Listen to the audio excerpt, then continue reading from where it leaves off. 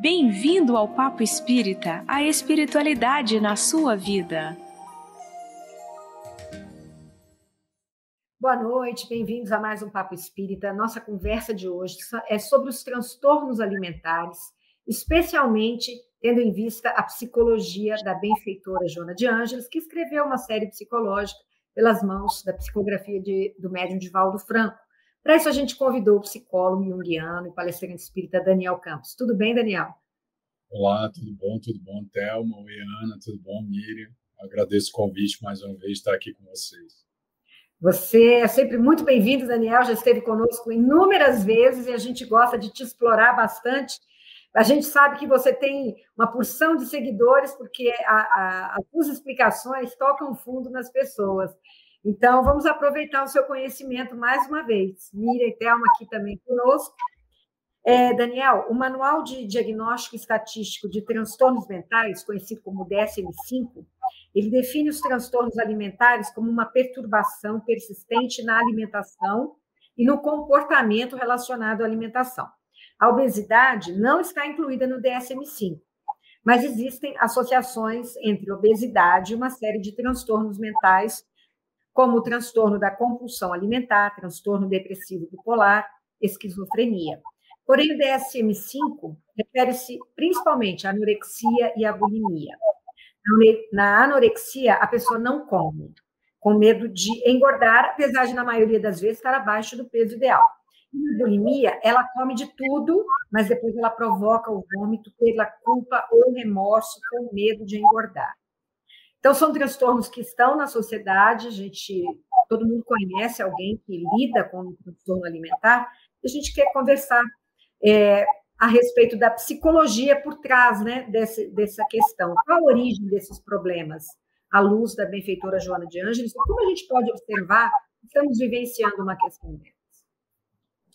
A Joana ela vai colocar, né, na base de todas as psicopatologias, não só do transtorno alimentar, há sempre conflitos inconscientes que o indivíduo não quer fazer consciência dessa realidade, em razão de descurar da sua realidade espiritual, de descuidar da sua realidade de espírito imortal. À medida que ele promove a autonegação da sua realidade espiritual, que vem já de outras encarnações, com um vasto conteúdo reencarnatório se acumulando em porções de grande quantidade de energia nas matrizes do inconsciente profundo, o indivíduo não assimilando essa realidade, o ego na relação com o inconsciente profundo, ou o eu, esse ego encarnado, né, em conexão com o corpo, não conseguindo decodificar essas informações, ele vai montar estratégias para manter essa autonegação da própria realidade, para não tocar nos próprios sentimentos. Essa autonegação é uma forma, muitas vezes também, segundo Joana, de autopunir-se, uma maneira de ir se autopunindo. Então, a autonegação, essa cisão que ocorre de entrar em contato consigo mesmo, né, em termos de conteúdos reencarnatórios da própria encarnação, vai desencadear processos de autopunição. Quando isso começa a ocorrer, segundo a benfeitora coloca, em algumas colocações a respeito sobre o tema, o ego começa a experimentar uma agressividade contra o corpo. Ele começa a atacar o próprio corpo dentro dessa realidade, que por trás tem um sentimento de detestar o próprio corpo. E isso tudo é impulsionado por sentimentos de culpa, de autopunição, esse detestar da imagem que carrega quando o espírito está conectado ao corpo. São carregados de processos, às vezes, de nem querer ter reencarnado. São processos tão fortes que, muitas vezes, causam essas dissociações com o corpo e vai levar a sentimentos de autoagressão, que essa autoagressividade, né, ela vai se expressar de N maneiras na relação com a comida e com o próprio corpo.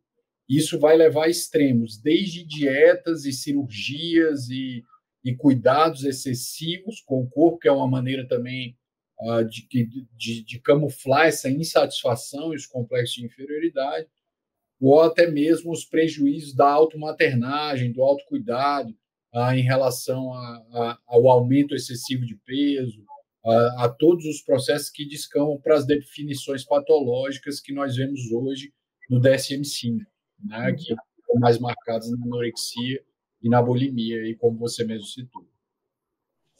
Geralmente, né, Daniel, esses distúrbios da bulimia, né, da anorexia, a gente tem sempre uma visão de que ela acomete mais mulheres. É uma impressão ou é uma realidade? Parece que há pesquisas, né, que evidenciam uma predisposição maior à psique feminina em relação aos transtornos alimentares. Isso é multifatorial, os impactos, né, que alcançam mais a mulher nesse sentido. Alguns estudiosos falam já ouvi alguns médicos relatarem das questões hormonais e genéticas, né, que passam pela questão da própria biologia, da fisiologia feminina, do corpo feminino. Alguns médicos, né, um médico espiritual, Antônio Gourdot, ele assevera que nos períodos de TPM a mulher tem os sinais cerebrais muito semelhantes aos processos de loucura, de esquizofrenia, ao nível das alterações hormonais serem alcançarem um nível de agressividade no corpo nesse nível. Claro que nós não estamos asseverando aqui que as mulheres estão no estado de loucura, não é isso. Mas que o hormônio ele pode mexer de tal maneira que mexe com a emocionalidade da mulher nesse estágio. Então, tudo isso abre uma suscetibilidade fisiológica nesse nível, dessas oscilações, fora as predisposições genéticas, né, e epigenéticas em relação ao próprio ambiente, mas a gente tem um peso também que eu considero como psicólogo muito grave, que é a questão sociocultural dos estereótipos envolvendo a mulher em relação à beleza, a objetificação do corpo feminino, né? A questão dessa objetificação erotizada do corpo feminino nesse sentido, né? Isso tem um impacto muito maior dentro da realidade da psicologia da mulher e que pode ativar conflitos que já estão ali recalcados no inconsciente profundo, levando a esses transtornos com uma maior prevalência no aspecto feminino. Inclusive, eu vejo que com essa questão da mulher, às vezes ela concorre com ela mesma, né, Daniel? No caso, assim, com a outra mulher, né? Ela compete com a outra mulher. Aquela ali está daquele jeito, então eu vejo assim, eu quero chegar a esse rosto, esse corpo. Então, assim, gera vamos dizer, um transtorno maior para a mulher, tomado, né, a questão hormonal, essa busca que ela vai atrás de um corpo perfeito, um rosto perfeito. Então, eu acho que gera um transtorno até para a pessoa, né, Daniel? Com certeza, são pressões sociais que a mulher precisa atender a uma persona da demanda cultural no conceito junguiano, e muitas vezes essa persona ela é tão agressiva, tão exigente, que desencadeia esses fenômenos patológicos, quando a psique feminina, não só ela, mas em especial, fica identificado com esses fenômenos dessa consciência coletiva, né, que pode ser extremamente perverso em relação à relação da pessoa com a comida. Agora, Daniel, eu queria entrar nessa questão da alimentação como uma metáfora para a busca do amor. Eu queria entender como é que a psicologia junguiana entende isso, e porque muita gente diz a compulsão alimentar ela tem a ver com a falta do materno, ou uma questão ligada ao materno. Como é que funciona isso? Eu gostaria de ir um pouco antes, né, dessa realidade junguiana, que eu acredito que a realidade espírita ela vem anterior, principalmente nas psicografias de Chico Xavier e de André Luiz, em Evolução em Dois Mundos, onde André Luiz vai lecionar que a consciência, a consciência egóica, ela é um fenômeno alimentar. A estruturação da consciência hoje, como a conhecemos, ela tem uma base alimentar. Todo período de transformação do espírito, passando pela fase mineral, vegetal e até alcançar o animal, em especial na fase vegetal e mineral, ela é toda de assimilar processos da natureza e trazer para dentro. Já energeticamente, sendo um primeiro estágio de nutrir-se da natureza. Só que esse termo nutrição ele é muito refinado. Nessa fase, André Luiz chega a colocar uma escravização da natureza. O espírito, para que ele possa acontecer, ele escraviza seres menores para poder acontecer como um ser maior. Isso gera um processo de assimilação dos fenômenos da natureza para dentro, muito semelhante à ingestão, digestão e assimilação da realidade da vida. Em cima desses processos, aprendendo com mineral e vegetal, isso já começa a acontecer no animal, como um processo mesmo de precisar da natureza para manter a vida do corpo, na alimentação que nós conhecemos hoje. A partir dessa realidade ali no animal, essa alimentação ela ainda não é tão psicossomática como é na criatura humana, que aí já podemos entrar dentro da realidade junguiana. Ela ainda tem uma função extremamente biológica de manutenção da vida, mas não se vê animais com transtornos de natureza alimentar como nós vemos com a criatura humana, porque essa função ela não foi emocionalizada, afetivizada. Quando surge a psique humana, com o surgimento do eu e do pensamento contínuo, isso ganha uma outra realidade, mas tem como base essa origem, mineral, vegetal e animal. Ela vai se estruturar nessa realidade. O ego nasce dessa realidade mais próxima ainda, essa realidade animal, como um processo de psificação da libido, né? Essa libido entendida ela como energia de vida. E à medida que esse ego se separa, ele vai acontecer em termos de experiência e a alimentação ela vai ganhar outros parâmetros emocionais, ela vai se abrir além do biológico, permitindo até ela fica tão flexível que ela passa a se tornar simbólica. Ela passa a representar fatores que não são literais como no animal. Comer para sobreviver é literal, é um cálculo literal.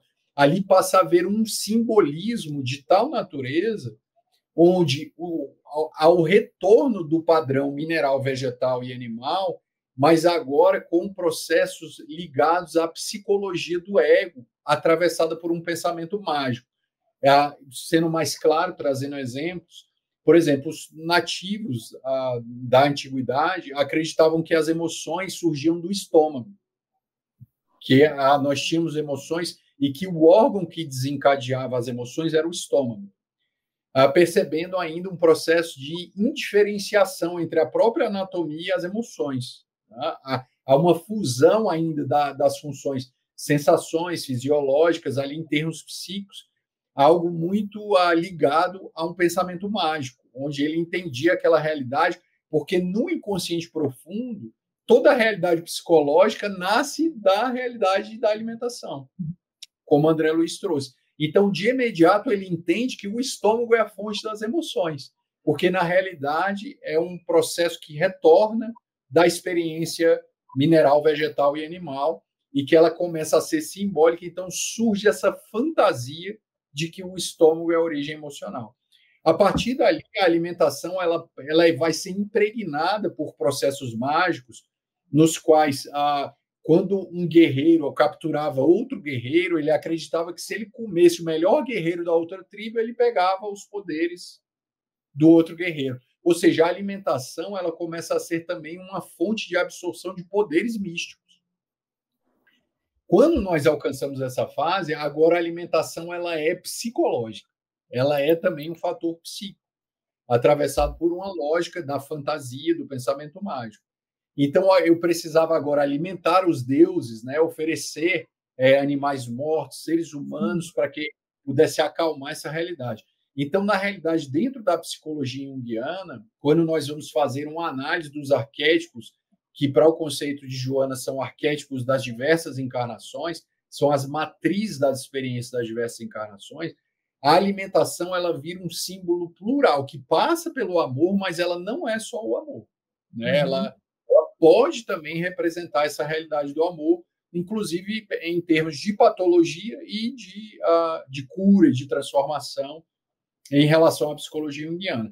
Dentro da psicologia junguiana, então, a gente vê ela como fonte de poder, de poderes místicos, como essa questão arquetípica, como uma fonte realmente de amor, né, onde a deusa que está satisfeita por ser amada, ela manda a temperatura correta, o clima correto, o sol correto, para que haja vida da natureza e eu possa comer o trigo, fazer o pão e me alimentar. Isso é uma troca de amor com essa imagem da divindade. Então, eu preciso ter essa devoção, então essa deusa adorada e satisfeita a partir dessa lógica de amor, ela também me nutre à medida que eu a amo e a idolatro. Então, esse arquétipo ele é muito amplo. Ao mesmo tempo, esse arquétipo ele envolve também o sacrifício, a morte, o fim de ciclos, início de outros ciclos. Hoje você vê que a alimentação ela está presente não só simbolicamente, mas na literalidade da própria vida, onde o meu primeiro estágio dentro do ventre materno ele acaba com uma troca de alimentação, que eu tiro o cordão umbilical, aí agora a minha alimentação ela passa a ser fragmentada através da amamentação. Quando quebra a amamentação simbolizada no seio, muda o ciclo, aí eu saio dessa fase. Então, essa alimentação ela vai gerar ciclos, ela vai gerar absorção de elementos da vida, mas, ao mesmo tempo, também ela vai realizar uma relação com a divindade, que ela pode também representar uma integração do ego com o self, ou do ego com o espírito na sua totalidade, quando a gente vê a fala de Jesus na Santa Ceia, onde ele diz: esse aqui é o vinho do meu sangue, né? Esse aqui é o pão da minha carne. Então, vocês, nessa simbologia, fazendo a ingestão, agora eu estou dentro de vocês, né? Nesse processo de integração. Quanta coisa tem dentro da alimentação, né, meninas? Miriam, quer falar? Eu achei interessante, quando você perguntou da questão do materno, Ana, e também da fala que Daniel está nos trazendo, da questão da alimentação, eu percebo, às vezes, que no ato da amamentação, existem condições que a gente, né, não está aqui julgando, mas existe, às vezes, condição da mãe que amamenta sem querer amamentar, né? Não é uma dificuldade de amamentar, mas é aquela energia de que eu não queria estar amamentando. Isso traz alguma memória na vida adulta, Daniel?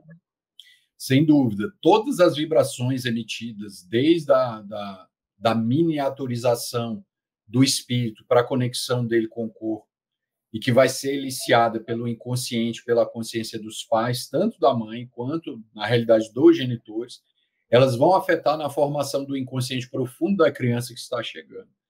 Então, não é o que escapa da boca no sentido de palavras, são as vibrações. Aquilo que não é dito, aquilo que é pensado, alcança o inconsciente da criança. Então, muitas vezes, nós temos espíritos que não são afins, e que há, muitas vezes, os casos de depressão puerperal, as depressões pós-parto, evidenciando espíritos que vão enfrentar sérias provações em relação de vínculos de outras encarnações, e todas essas vibrações, como, por exemplo, essa rejeição da amamentação, e que muitas vezes se reflete até na ausência da produção do leite, onde o corpo responde em estados psicossomáticos, onde tem que haver a mãe de leite para vir suprir a ausência do leite da mãe. Dentro dessa realidade, há conflitos psicológicos intrincados, profundos, que só a reencarnação pode explicar. E dentro dessa lógica, em sintomas psicossomáticos e espirituais, todas essas vibrações alcançam o inconsciente da criança e podem sim retornar, uma vez a falha dos recalques do inconsciente, eles podem gerar um refluxo e o ego fazendo um mecanismo de defesa que muitas vezes são energias que não têm nem palavras de definição, porque são pré-egóicas, né? São conflitos energéticos que o ego não consegue decodificar nem falando, tem que ser no corpo. Ele precisa esmagar aquilo no corpo. E dentro dessa realidade, os conflitos alimentares eles podem surgir, sem dúvida, a partir dessas vibrações da mãe em relação à criança.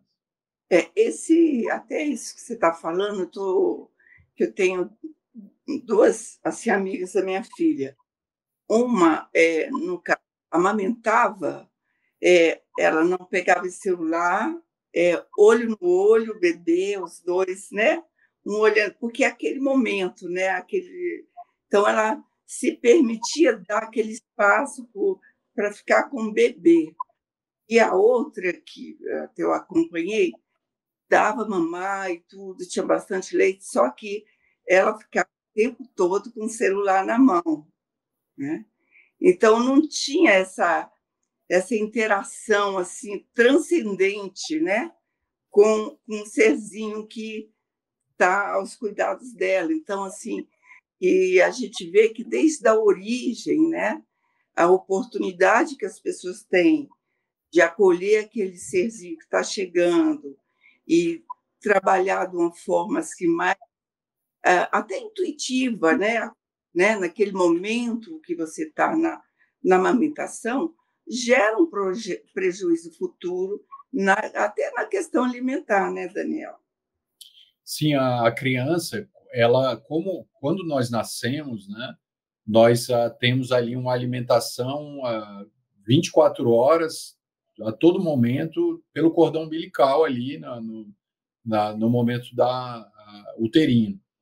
Quando nós somos expulsos do ventre em razão, né, da necessidade da reencarnação, do nascimento, a criança ela vai começar a experimentar esses estímulos alimentares fragmentados e ele é apresentado através do corpo da mãe, que vai receber ali não só o alimento fisiológico, mas também o alimento vibratório e afetivo, que vão nutrir as matrizes, inclusive de base divina, que estão dentro da psique.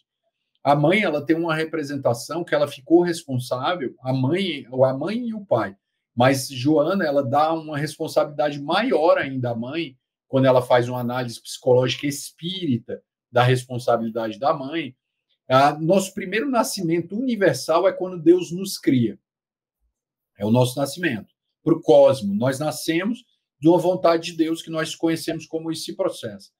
Quando isso ocorre, nós passamos a buscar na natureza a nossa amamentação, através da orientação dos pais do mundo, que são os espíritos, no nível de orientação de Jesus, que vão nos guiando na formação da nossa personalidade. Alcançada essa realidade humana, nessa busca da autorrealização enquanto espírito imortal, as energias divinas que estão ali no inconsciente e que vêm do próprio Deus, das matrizes desse Deus que nos criou, o primeiro vaso que vai acomodar para amenizar as ansiedades dessa ausência, dessa corte do cordão umbilical de Deus e depois dos espíritos superiores, que eram os nossos pais, nossas mães, é a mãe. A mãe é esse vaso que vai acomodar essa ansiedade de ter se desligado de forças tão divinas. Então, você veja, nós tivemos o cordão umbilical espiritual cortado de Deus, né, de imediato, nos mantendo vivo dentro dele, dentro do psiquismo divino. Depois, um segundo corte desse cordão, que continua sendo divino, porque são de espíritos do nível de Jesus, ou seja, essas energias estão no inconsciente. E depois, quando chega no nível humano, quem que vai acomodar isso? A mãe. Né? Ou seja, ele dá esse terceiro movimento divino para a personalidade da mãe. É isso que a Joana explica na sua obra. Ou seja, quando ela dá o seio, é uma experiência divina para a criança. Se aquilo não é feito com amor, ela vai experimentar, de alguma forma, os traumas da relação ou a psique dela vai se estruturar. Quando toda essa realidade acontece, nós estamos ali nos alimentando no cordão umbilical a todo tempo, então nós estamos recebendo o pensamento da mãe dentro do equilíbrio que ela proporciona. Quando aquilo sai, imagina só nós termos pela primeira vez a experiência de fome, né, na encarnação. Aquilo é extremamente ansiogênico, né? Algo que dói no corpo, né? A gente, como adulto, a gente sente dor no estômago quando está com fome, né? Agora, para piorar a situação, nós não temos palavras nem para falar, me dá alguma coisa aí para comer, porque eu estou aqui ansioso, tem uma coisa doendo na minha barriga, que eu nem sei o que é isso. Eu não tenho como descrever, não tenho palavras. E, de repente, aparece o calor da mãe e o líquido que desce e apazigua a ansiedade, né?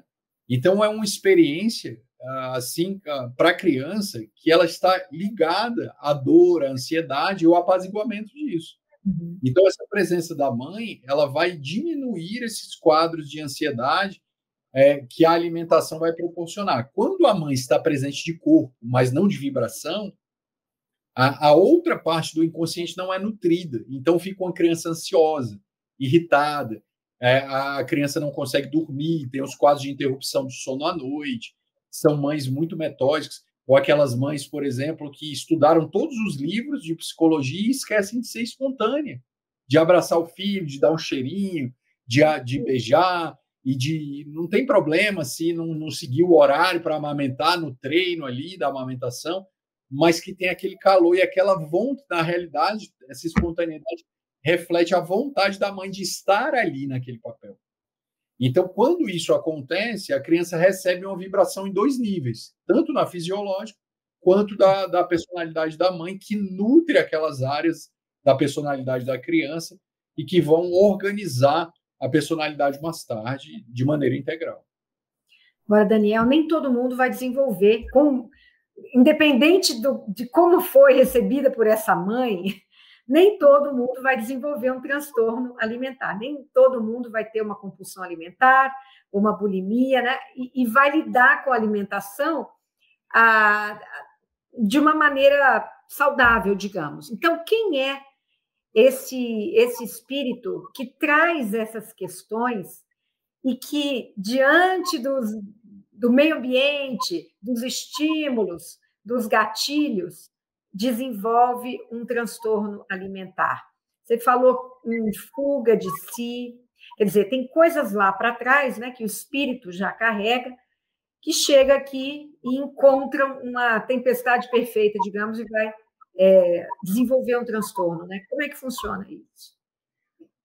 Na realidade, a psicodinâmica do transtorno alimentar, né, olhando para esse transtorno a partir de uma base do inconsciente, ele tem matrizes diversas, né, em relação a conflitos individuais que carregamos na alma. É óbvio que nós podemos perceber uma linha comum entre os transtornos, que estão ligados inicialmente a uma relação que não envolve, que a mãe tem um papel muito importante, mas que há também uma participação do pai em relação a essas questões. E que é justamente essa relação que, com esse sistema, essa tríade pai, mãe e filho, né, e criança, que podem estar equacionando aí, nessa relação, uma predisposição ao desenvolvimento desse transtorno dentro dessa realidade. Como nós trazemos uma bagagem reencarnatória, no nosso inconsciente tem conflitos que podem ser acionados em razão dessa relação na encarnação atual com o pai e com a mãe. E a Joana soma a isso os processos também obsessivos. Né? Então, são conflitos de outras encarnações, os traumas da relação com os genitores e as obsessões são fatores predisponentes a essa realidade. Dentro de uma psicodinâmica das mais diversas, que vai desde agredir os próprios genitores, como no suicídio, por exemplo. Muitas vezes os atos suicidas são atos de agressividade, vontade de agredir a família, os pais, e que não se vendo incapazes de fazer isso, reprimindo essa agressividade, esse ódio em relação aos genitores, essa agressividade se volta contra a própria consciência, se destrói para fazer o outro sofrer. Então, eu me destruo, eu me agrido para fazer meus pais sofrer. É uma forma de eu me vingar de um ódio arquivado, de uma frustração arquivada no meu inconsciente profundo. Isso pode estar relacionado a conflitos de poder, a uma série de questões. Por exemplo, nós vemos muito isso em Cronos, que ele engolia os próprios filhos porque tinha medo de um filho nascer e pegar o lugar dele. Então, há uma ansiedade de perder um lugar de poder, de ter uma perda, né, dentro dessa realidade. Então, ele se alimentava dos filhos para poder não perder aquele lugar. Ou seja, tem uma ansiedade, um medo, uma insegurança ali por trás. A insegurança é um fator que está muito ligado às questões alimentares. Quando o animal, né, por exemplo, o urso, ele acumula muita gordura, principalmente a ursa fêmea, para que no inverno ela possa ficar dentro da caverna, dando de mamar, e os filhotes que ela tem ali durante o inverno vão consumir toda a carga de nutrição que vai vir do corpo dela. Se o inverno se prolongar um pouco mais dentro da realidade, ela pode morrer, né? Porque o corpo ela acumula aquilo quase na medida correta do inverno. Então, dentro do nosso inconsciente está essa sobrevivência, essa proteção, acumular gordura como um escudo de poder, de proteção. Por uma ausência, por uma escassez que está imediata. Então, o símbolo do transtorno são dos mais diversos.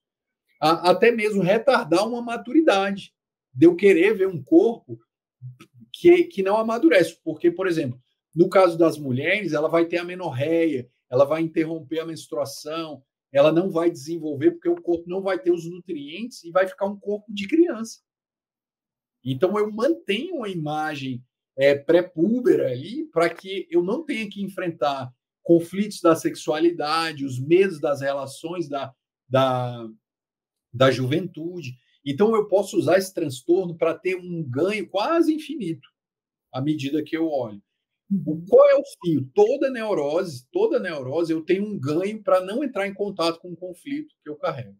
Então, naquela dor, diante daquele processo patológico, eu estou tendo algum ganho inconsciente em relação a um conteúdo que eu não quero acessar. Eu não sei se abre um pouco a questão. Isso. Miriam? Não, abre só não, faz a gente ficar pensando. E muito. Daniel, nessa questão, então, nós estamos numa fase evolutiva em que a gente precisa de um suporte para o enfrentamento dos nossos desafios evolutivos, não é? Sejam frustrações, é uma série de situações nas quais nos levam ao crescimento.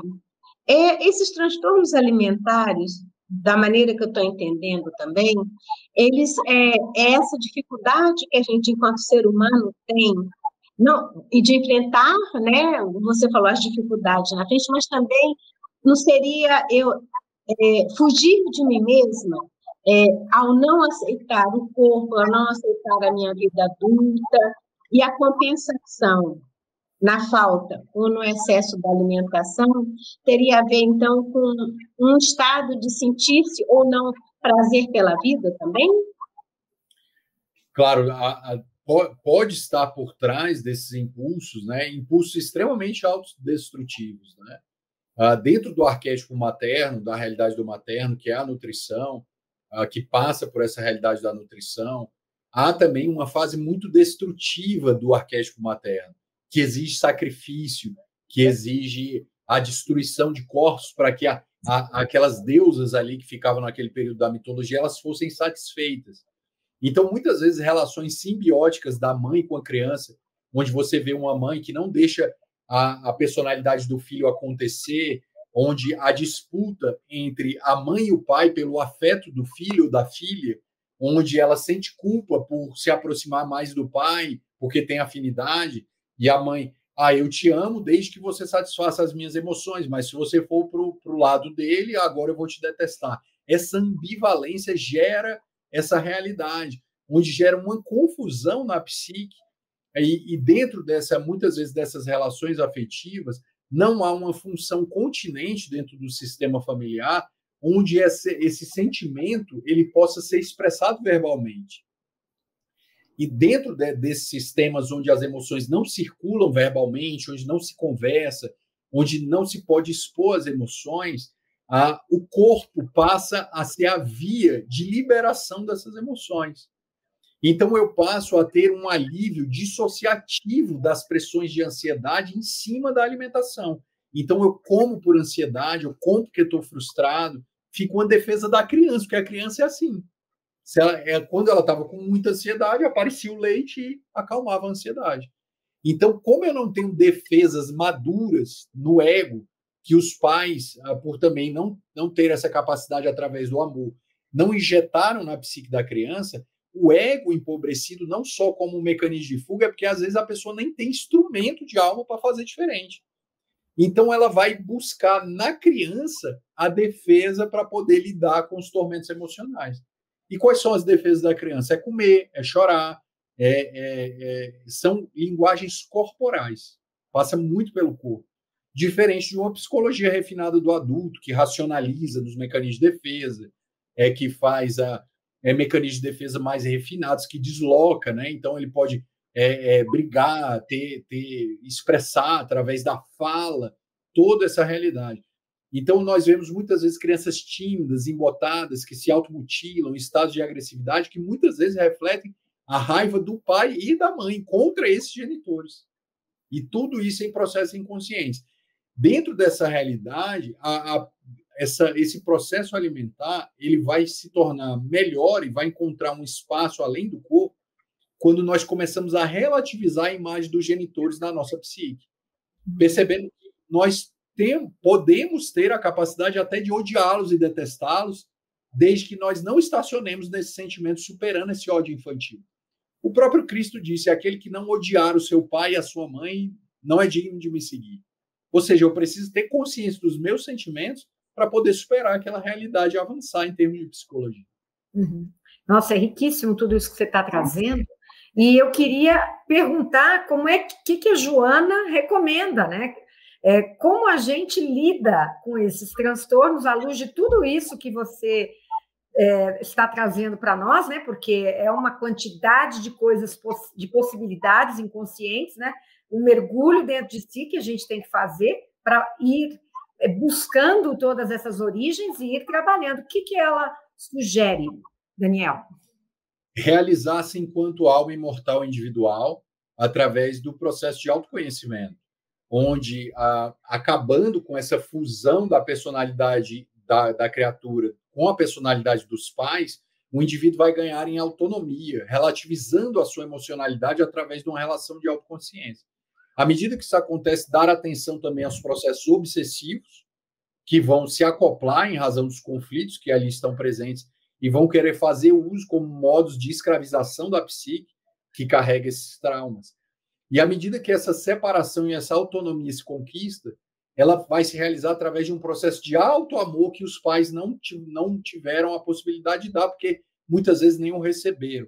Então, na incapacidade de receber esse amor original, nós temos a capacidade de, através das experiências espirituais e do autoconhecimento, do auto-amor e da autoconquista, nascer psicologicamente para além da personalidade desses pais, superando a realidade infantil da personalidade e ganhando aí autonomia lentamente, com muita paciência, muito esforço, tentando se relacionar com a vida para que esse amor vá surgindo e essa cura vá acontecendo lentamente através desses processos espirituais.